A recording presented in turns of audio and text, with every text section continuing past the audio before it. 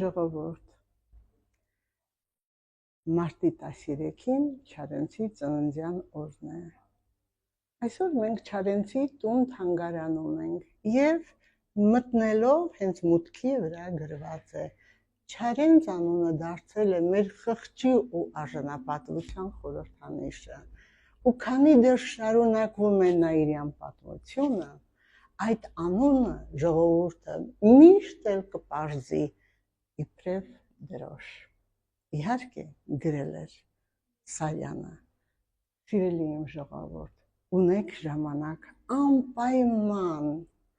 այցելեք տուն թանգարան Եղիշե Չարենցի։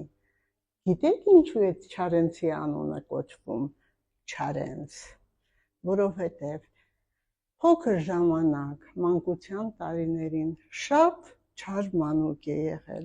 միշտ ասել են չար, չար, չար, դրա համար էլ այդպես մնաց Եղիշե Չարենց։ Սիրում եմ ձեզ իմ ժողովուրդ, թանգարան գանք,